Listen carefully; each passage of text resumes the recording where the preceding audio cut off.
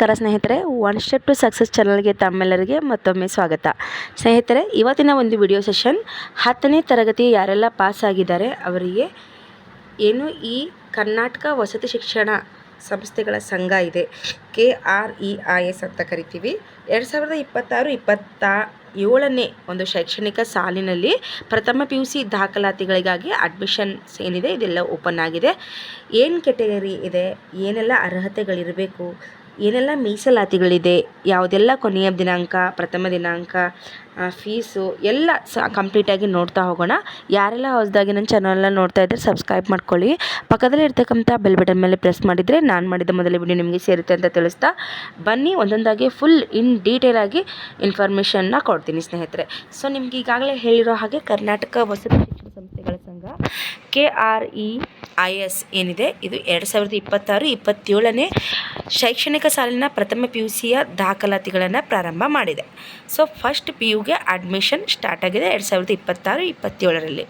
So ಒಂದು good news ಏನಂತ ಹೇಳಿದ್ರೆ ಸ್ನೇಹಿತರೆ, ಹೊಸದಾಗಿ 31 ವಸತಿ ಶಾಲೆಗಳನ್ನು, ಅಂದರೆ ಇದು ಹಾಸ್ಟೆಲ್ ಫೆಸಿಲಿಟಿ ಇರುತ್ತೆ, ನೀವು ಅಲ್ಲೇ ಇರಬೇಕಾದಂಥದ್ದು, ಸರಿನಾ? ಸೊ 31 ವಸತಿ ಶಾಲೆಗಳನ್ನು PU ಕಾಲೇಜ್ಗಳಾಗಿ ಏನು ಮಾಡಿದ್ದಾರೆ, ಪ್ರಮೋಷನ್ ಕೊಟ್ಟಿದ್ದಾರೆ. ಎಲ್ಲ ಒಂದು ಸ್ಕೂಲ್ಗಳಿಗೆ ಮೇಲ್ದರ್ಜೆಗೆ ಏರಿಸಲಾಗಿದೆ, ಸರಿನಾ? ಸೊ ಏನು 31 ವಸತಿ ಶಾಲೆಗಳಿದ್ದು ಇವು PU ಕಾಲೇಜ್ಗಳಿಗೆ ಒಂದು ಮೇಲ್ದರ್ಜೆಗೇರಿಸಲಾಗಿದೆ.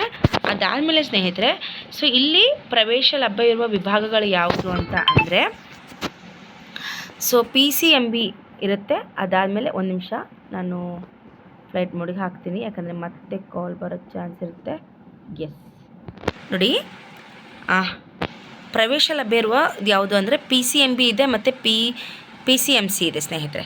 ಸೊ ಬನ್ನಿ, ಪ್ರಮುಖ ದಿನಾಂಕಗಳನ್ನು ಮೊದಲು ನೋಡೋದೇ ಆದರೆ, ಆನ್ಲೈನ್ ಅರ್ಜಿಯನ್ನು ಸಲ್ಲಿಸಲಿಕ್ಕೆ ನಿಮಗೆ ನೋಡಿ 23ನೇ ತಾರೀಕು ಕೊಟ್ಟಿದ್ದಾರೆ ಏಪ್ರಿಲು, 29ನೇ ತಾರೀಕೆ ಇದು ಕೊನೆಯ ದಿನಾಂಕ ಆಗಿರುತ್ತೆ. ಸೊ ನಿಮಗೆ 6 ಡೇಸ್ ಮಾತ್ರ ಅವಕಾಶ ಕೊಟ್ಟಿದ್ದಾರೆ, ನೆನಪಿರಲಿ. ಕೇವಲ 6 ದಿನಗಳಲ್ಲಿ ನೀವು ಅಪ್ಲಿಕೇಶನ್ ಹಾಕಬೇಕು. ಇವತ್ತು 25 ಡೇಟು, ಸೊ ಇನ್ನೂ ನಿಮಗೆ 29 ತನಕ ಅಪ್ಲಿಕೇಶನ್ ಹಾಕಲಿಕ್ಕೆ ಅವಕಾಶ ಇದೆ. ಸೊ ಆಯ್ಕೆ ಪಟ್ಟಿ, ಯಾರೆಲ್ಲ ಆಯ್ಕೆ ಆಗಿದ್ದಾರೆ ಅವರು ಮೇ 4ನೇ ತಾರೀಕು ಆಯ್ಕೆ ಪಟ್ಟಿಯನ್ನು ಬಿಡ್ತಾರೆ. ಅದಾದಮೇಲೆ ಅರ್ಜಿ ಸಲ್ಲಿಸಿದವರ ತಾತ್ಕಾಲಿಕ ಒಂದು ಆಯ್ಕೆ ಪಟ್ಟಿಯನ್ನು, ಅಂದರೆ ಫೈನಲ್ ಲಿಸ್ಟನ್ನು 6ನೇ ತಾರೀಕು ಏನು ಮಾಡ್ತಾರೆ, ಬಿಡುಗಡೆನ ಮಾಡ್ತಾರೆ. ಅರ್ಥ ಆಯಿತಾ? ಸೊ ಅದಾದಮೇಲೆ ನೋಡಿ, 1ನೇ ಹಂತದ ಮೂಲ ದಾಖಲಾತಿಗಳ ಯಾರೆಲ್ಲ ಸೆಲೆಕ್ಟ್ ಆಗಿದ್ದಾರೆ ಅವರ ದಾಖಲಾತಿಗಳನ್ನು ವೆರಿಫಿಕೇಷನ್ ಮಾಡಬೇಕಾಗತ್ತಲ್ಲ, ಸೊ ಅದು ಮೇ 8ನೇ ತಾರೀಕು. ಅದಾದಮೇಲೆ ಮೇ 15ನೇ ತಾರೀಕು. ಸೊ 8ನೇ ತಾರೀಕಿಂದ 15ನೇ ತಾರೀಕುವರೆಗೂ ಏನು ಡಾಕ್ಯುಮೆಂಟ್ ವೆರಿಫಿಕೇಷನ್ ನಡೆಯುತ್ತೆ ಸ್ನೇಹಿತರೆ. ಇದಾದಮೇಲೆ ಎಲ್ಲ ಸೆಲೆಕ್ಟ್ ಆದ ಅಭ್ಯರ್ಥಿಗಳಿಗೆ ತರಗತಿ ಯಾವಾಗ ಸ್ಟಾರ್ಟ್ ಆಗುತ್ತೆ ಅಂದರೆ 29ನೇ ತಾರೀಕು ಮೇ ಮಂತಲ್ಲಿ ಸ್ಟಾರ್ಟ್ ಆಗುತ್ತೆ. ಸೊ ಅರ್ಥ ಆಯಿತು ಅಂದ್ಕೊಂಡಿದ್ದೀನಿ. ಇನ್ನೊಂದು ಸಲ ಹೇಳ್ತೀನಿ ನೋಡಿ, ಮೇ 23ಕ್ಕೆ ಅರ್ಜಿ ಸಲ್ಲಿಕೆ ಪ್ರಾರಂಭ ಆಗಿದೆ, ಮೇ 29ಕ್ಕೆ ಎಂಡ್ ಆಗುತ್ತೆ, ಮೇ 4ನೇ ತಾರೀಕಿಗೆ ಆಯ್ಕೆ ಪಟ್ಟಿಯನ್ನು ಹೊರಡಿಸ್ತಾರೆ, ಫೈನಲ್ ಲಿಸ್ಟನ್ನು 6ನೇ ತಾರೀಕು ಹೊರಡಿಸ್ತಾರೆ.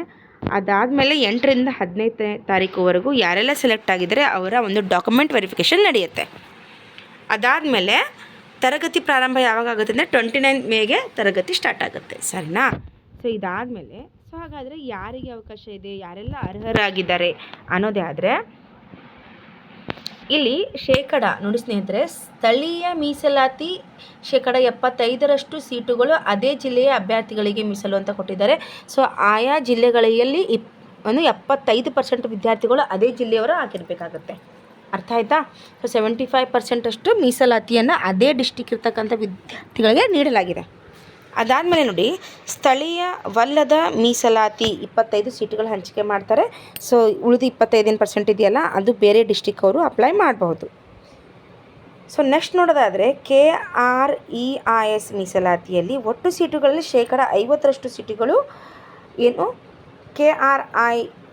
KREIS ಇದೆಯಲ್ಲ ಸ್ನೇಹಿತರೆ, ಸೊ ಯುವ ವಿದ್ಯಾರ್ಥಿಗಳಿಗೆ, ಅಂದರೆ ಅದೇ ಶಾಲೆಯಲ್ಲಿ ಓದಿದಂಥ ಮಕ್ಕಳಿಗೆ 50% ಅಷ್ಟು ಮೀಸಲಾತಿ ಇದ್ದರೆ, ಇನ್ನು ಉಳಿದ 50% ಅಷ್ಟು ಬೇರೆಯವರು ಫೈಟ್ ಮಾಡ್ಬೋದು. ಅನುದಾನಿತ ಶಾಲೆ ಆಗಿರ್ಬೋದು ಅಥವಾ ಸರ್ಕಾರಿ ಶಾಲೆ ಆಗಿರ್ಬೋದು, ನೀವೆಲ್ಲರೂ ಕೂಡ ಈ ಒಂದು 50% ಸೀಟ್ಗಳಿಗೆ ಫೈಟ್ ಮಾಡ್ಬೋದು. ಸೊ ಓವರಾಲ್ ಆಗಿ ನಿಮ್ಗೇನು ಗೊತ್ತಾಯಿತು ಇಲ್ಲಿ, ಸೊ 75% ಅಷ್ಟು ಅದೇ ಜಿಲ್ಲೆಯ ಅಭ್ಯರ್ಥಿಗಳಿಗೆ ಮೀಸಲಾತಿ ಆಗಿದೆ. ಸೊ 25% ಹೊರಗಿನವ್ರಿಗೆ ಕೊಡ್ತಾರೆ ಅಂತ. ಹೊರಗಿನವರು ಅಂತಂದರೆ ಬೇರೆ ಡಿಸ್ಟಿಕ್ ಅವರು. ಇನ್ನೊಂದೇನು ಅಂತಂದರೆ, ಯಾರು KREIS ಒಂದು ಶಾಲೆಯಲ್ಲಿ ಕಲ್ತಿದ್ದಾರೆ ಅವ್ರಿಗೆ 50% ಮೀಸಲಾತಿ ಇದೆ. ಇನ್ನು ಉಳಿದ 50% ಯಾರು ಬೇಕಾದರೂ ಅಡ್ಮಿಷನ್ ತೊಗೋಬೋದು. ಅರ್ಥ ಆಯ್ತಾ? ಎಸ್. ಇದಾದಮೇಲೆ ನೋಡಿ, ಪ್ರವೇಶಾತಿಗೆ ಅಗತ್ಯ ಇರತಕ್ಕಂತಹ ಒಂದು ಮೂಲ ದಾಖಲಾತಿಗಳು ಯಾವುದು ಅಂತ. ಸೊ ಯಾವುದೆಲ್ಲ ಒಂದು ದಾಖಲಾತಿಗಳು ಬೇಕಾಗುತ್ತೆ ಅನ್ನೋದಕ್ಕೆ ಒಂದು ಕಾಸ್ಟ್ ಸರ್ಟಿಫಿಕೇಟ್ ಬೇಕಾಗುತ್ತೆ ಸ್ನೇಹಿತರೆ. ಇಲ್ಲಿದೆ ನೋಡಿ, ಜಾತಿ ಮತ್ತು ಮೂಲ ಆದಾಯ ಪ್ರಮಾಣ ಪತ್ರ ಅಂತ ಕೊಟ್ಟಿದ್ದಾರೆ. ಮೂಲ ಜಾತಿ ಆದಾಯ ಪ್ರಮಾಣ ಪತ್ರ, ಆಧಾರ್ ಕಾರ್ಡ್, ಹಿಂದಿನ ಶಾಲೆಯ ಒಂದು ವ್ಯಾಸಂಗ ಪ್ರಮಾಣ ಪತ್ರ, SSLCಯ ಅಂಕಪಟ್ಟಿ, ವಿಶೇಷ ವರ್ಗಗಳ ಒಂದು ಪ್ರಮಾಣ ಪತ್ರಗಳು. ನೀವು ಯಾವ ಒಂದು ವರ್ಗಕ್ಕೆ ಸೇರ್ತೀರಾ ಅವರ ಒಂದು ವರ್ಗ ಪತ್ರಗಳನ್ನು ಕೇಳಿದ್ದಾರೆ, ವರ್ಗಗಳ ಪ್ರಮಾಣ ಪತ್ರವನ್ನು ಕೇಳಿದ್ದಾರೆ. ಸೊ ಇಲ್ಲೇನು ಕೊಟ್ಟಿದ್ದಾರೆ ಅಂತಂದರೆ ಅರ್ಜಿ ಸಲ್ಲಿಸುವ ವಿಧಾನವನ್ನು ಕೊಟ್ಟಿದ್ದಾರೆ. ಸೊ ಆ್ಯಸ್ ಯೂಸ್ವಲ್ ಆನ್ಲೈನ್ ಮೂಲಕ ಅರ್ಜಿಯನ್ನು ಸಲ್ಲಿಸಬೇಕಾಗತ್ತೆ. ಪೋಷಕರು ಸಲ್ಲಿಸಿದ ಅರ್ಜಿಯ ಪ್ರತಿಯನ್ನು ನೀವು ಡೌನ್ಲೋಡ್ ಮಾಡಿಟ್ಕೊಳ್ಳಿ ಅಂತ ಹೇಳಿದ್ದಾರೆ. ಇಷ್ಟು ಇನ್ಫಾರ್ಮೇಷನ್ ಸ್ನೇಹಿತರೆ, ನೋಡಿದ್ರಲ್ವಾ?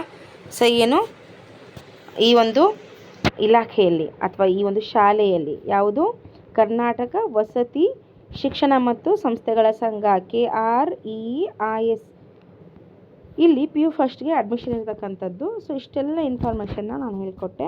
ಸೊ ಇಲ್ಲಿ ಪ್ರಥಮ ದಿನಾಂಕ ಆಗಿರ್ಬೋದು, ಕೊನೆಯ ದಿನಾಂಕ ಆಗಿರ್ಬೋದು, ಏನೆಲ್ಲ ಇನ್ಫಾರ್ಮೇಷನ್ ಕಂಪ್ಲೀಟಾಗಿ ಹೇಳ್ಕೊಟ್ಟಿದ್ದೀನಿ. ಸೊ ಏನೇ ಡೌಟ್ ಇದ್ದರೂ ಕೂಡ ಕಮೆಂಟ್ ಮೂಲಕ ತಿಳಿಸ್ಬೋದು. ಇದು ಇವತ್ತಿನ ಮಾಹಿತಿಯಾಗಿತ್ತು. ಯಾರೆಲ್ಲ 10th ಎಕ್ಸಾಮ್ನ ಪಾಸ್ ಆಗಿದ್ದಾರಲ್ವ ಅವ್ರಿಗೆಲ್ಲರಿಗೂ ಇದನ್ನು ಶೇರ್ ಮಾಡಿ, ಎಲ್ಲರಿಗೂ ಕೂಡ ಅನುಕೂಲ ಆಗಲಿ ಅಂತ ತಿಳಿಸ್ತಾ ಇವತ್ತಿನ ವಿಡಿಯೋನ ಇಲ್ಲಿಗೆ ಮುಗಿಸ್ತಾ ಇದ್ದೀನಿ.